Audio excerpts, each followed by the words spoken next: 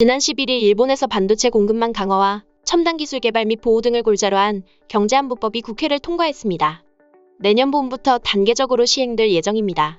교도통신에 따르면 일본의 이번 경제안보법은 반도체 등 중요 물자 공급망 강화, 사이버 공격 등에 대비한 인프라 산업 사전 심사, 첨단 기술 연구 개발을 위한 민관 협력, 군사 전용 가능 기술의 특허 비공개 등을 중심으로 하고 있습니다. 코로나19가 세계적으로 확산하며 나타난 봉쇄 조치로 디지털화가 한층 빨라진 가운데 우크라이나 침공으로 인한 공급망 차질까지 이어지며 반도체 공급난은 계속되고 있습니다. 기후위기 대응의 필요성에 대한 인식이 높아지며 전기차와 친환경 에너지로의 전환이 활발하게 이루어지는 것 역시 향후 반도체에 대한 수요가 계속해서 높아질 것임을 시사합니다. 특히 일본은 반도체 확보에 사활을 걸고 있는데요. 1980년대 후반까지만 해도 반도체 생산에 아낌없이 투자하며 일본은 미국을 제치고 세계 시장 점유율의 절반 이상을 차지했습니다. 그러나 미국과의 무역 갈등이 극심해지면서 결국 일본은 한국, 대만, 중국의 반도체 시장 점유율을 넘겨주게 됐습니다. 2019년 기준 일본의 반도체 점유율은 10% 수준으로 하락했습니다. 지난해 6월 일본의 경제산업성이 발표한 반도체 전략 관련 발표 자료에서 일본 정부는 향후 2030년 일본의 점유율은 거의 0% 수준까지 하락할 수 있다며 엄중한 경고를 내놓은 바 있습니다. 정부 내에서도 위기감이 고조되고 있음을 시사하는 발언인데요. 니시카와 가즈미 경제산업성 내 IT산업 부문 당국자는 반도체 전략은 외화벌이를 위해 국내 기업들의 경쟁력을 키운다는 일반적인 산업 정책과는 전혀 다르다며 반도체 전략의 목표는 원유나 식량과 같은 전략물자 확보에 더 가깝다고 파이낸셜 타임스에 밝혔습니다.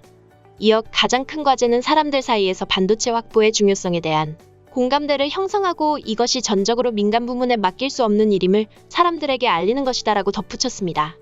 이에 일본 정부는 보조금 지급과 대외 협력 등을 통해 반도체 확보에 나서고 있습니다. 지난해 11월 일본은 반도체 생산 능력을 확보하기 위해 세계 1위 파운드리 기업인 대만 TSMC를 유치하는 데 성공했습니다.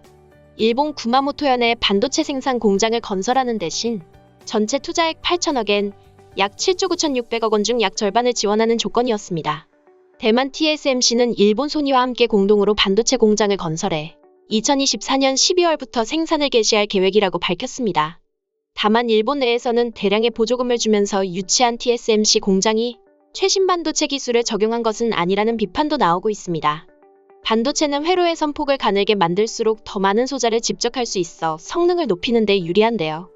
니케이 아시아는 TSMC 구마모토 공장이 주력할 반도체의 회로 선폭이 22나노미터나 28나노미터 수준으로 최신 5나노미터 공정에 비해 한참 뒤떨어진 것이라고 언급했습니다. 그러나 22나노미터 및 28나노미터 반도체는 자동차를 비롯해 여러 기기에 사용되고 있어 수요가 많다며 비용 효율적인 선택지라고 설명했습니다. 생산 시설을 확보한 뒤 일본은 이어 미국과 손을 잡고 첨단 반도체 개발에도 나섰는데요. 미국과의 협력을 통해 한국과 대만에 뒤처진 첨단 반도체 개발 및 양산 분야에서 다시 앞서 나가겠다는 목표입니다. 하기우다 고이치 일본 경제산업상은 지난 4일 지나러몬도 미국 상무장관과의 회담에서 반도체 연구 개발과 공급망 강화에 양국이 협력하기로 합의했다고 니케이는 보도했습니다. 한국과 대만에 뒤처진 첨단 반도체 개발과 양산 분야에서 미국과 협력하기로 한 것입니다. 미국과 일본의 이번 반도체 분야 협력은 한국과 대만을 2나노미터 제품에서 따라잡고 2나노미터를 넘어서는 최첨단 제품을 먼저 개발하는 것이 목표라고 니케이는 해설했습니다. 양국 장관은 미국과 일본 외에도 뜻을 같이 하는 나라와 지역에서 공급망을 강화하는 목적을 공유한다고 언급하기도 했습니다. 이미 반도체 업계에서 1, 2위를 달리고 있는 한국과 대만은 2나노미터 제품 양산 초일기에 들어간 상황입니다. 대만 TSMC는 스마트폰과 슈퍼컴퓨터 등에 사용될 2나노미터 제품의 양산을 준비하고 있고 한국 삼성전자 역시 2025년부터 2나노미터 제품을 양산할 계획입니다. 이러한 가운데 미국과 일본 간 협력 강화를 통해 빠르게 한국과 대만을 따라잡겠다는 목표를 세운 것입니다. 미국 IBM 역시 지난해 2나노미터 시제품 생산에 성공했으며 일본의 도쿄일렉트론과 캐논 등 장비 업체가 이미 IBM의 제품 양산 계획에 참여하고 있는 상황에서 높은 효율을 기록할 수 있다고 보는 모습입니다. 니케이는 2나노미터 제품 외에도 반도체 성능을 높이기 위해 여러 개의 반도체를 결합하는 미국 인텔의 칩넷 기술이 개발 대상이 될 수 있다고 언급했습니다. 그러나 여전히 일본 전문가들은 관료주의에 매몰된 일본 정부가 반도체 산업에 너무 늦게 뛰어든 것일 수 있다는 우려를 놓지 않고 있습니다. 호소카와 마사히코 전 경제산업성 무역관리부장은 이미 5년 전에는 반도체 산업에 뛰어들었어야 했지만 일본 정부가 행동하기로 결정한 것은 1에서 2년밖에 되지 않았다며 너무 늦기 직전이라고 경고한 바 있습니다. 결국 이 상황을 일본 관료들이 만들었으며 언제라도 일본 관료들이 다시 장애물이 될 가능성이 있다는 것도 무시할 수 없는 상황입니다. 한편 일본 네티즌들은 이 소식과 관련해 다양한 반응을 보였습니다. 1980년대에 영화를 누렸던 일본 반도체 산업은 1990년대 이후 급속히 국제 경쟁력을 잃었다. 하나의 요인이 되는 것이 미일 정부가 1986년 체결한 미일 반도체 협정이다.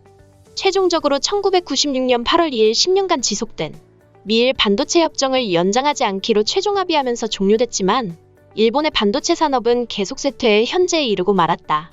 다시 일본의 반도체 산업이 부활할 수 있을까? 시간은 걸리겠지만 일본이라면 할 수 있다고 굳게 믿고 있다.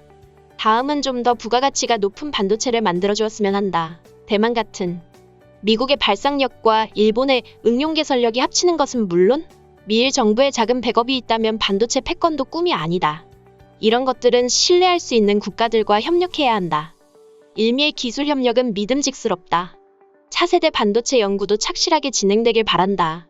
이런 일이 없도록 옛날에는 각 회사가 반도체를 만들어 대책을 세웠지만 비용 절감을 이유로 경쟁자를 줄여나간 것도 현 문제의 원인이 됐다. 일본 업체가 차세대 반도체를 개발해도 당장 투자 회수가 가능할 만한 애플리케이션이 없어 적자를 지속해 사업적으로 어려움을 겪고 대만과 구미 등에 매각한 뒤 시장성이 나오는 부정적 연쇄가 있다.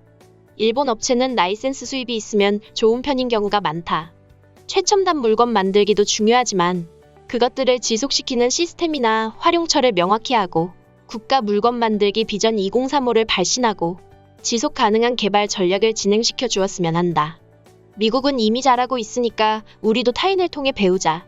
경제 성장을 계속해 국민의 수입을 늘리는 것이 우선. 여기저기 부침성 좋은 척하는 건 그만하자.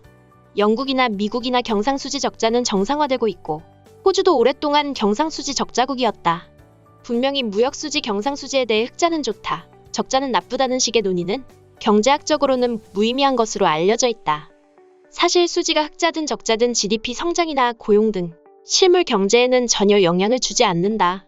참고로 무역수지는 애덤 스미스의 중상주의 부정으로 경제학으로 가장 먼저 배울 사항이다. 이제 무역수지나 경상수지를 말하는 것은 경제학을 얼마나 이해하고 있는지에 대한 리트머스 시험지와 같은 판단 지표가 되고 있다. 흑자니 좋다, 적자니 나쁘다니 하는 사람은 경제학을 전혀 이해하지 못하고 있다고 단언할 수 있겠다. 유치하려고 해도 기시다 정권이 만든 쇠국 상태와 탈코로나가 이루어지지 않는 일본의 상황 때문에 이미 어느 해외 기업으로부터도 신뢰가 없어지고 있는 상태다. 아직도 마스크를 벗지도 못하고 있으며 국내 경기 부양책도 못하는 데다가 쇠국 상태를 환영하는 지금의 국민성으로 유치할 수 있을까? 히로유키가 일본은 더 이상 살아나지 않을 것이니 자기 혹은 자기 주변만 살 방법을 생각하라고 말했었다. 히로유키라는 사람은 싫지만 그의 말은 맞다고 생각한다. 선진국이란 뛰어난 한 선수가 한 경기에서 월등한 기록으로 금메달만 따는 나라보다 폭넓은 종목에서 금운동을 전체적으로 많이 따는 나라를 뜻한다. 나라, 기업도 마찬가지다. 지금까지 관련 소식을 접한 일본 네티즌들의 반응이었습니다. 기대를 하는 한편 현 정권이 다시 이를 그르칠 것을 우려하고 있는 모습입니다. 오늘 소식은 여기까지입니다. 내용이 도움이 되셨다면 구독과 좋아요, 알림 설정 부탁드리겠습니다. 세상의 소식을 전하는 월드리뷰는 계속해서 달려나가겠습니다. 시청해주셔서 감사합니다.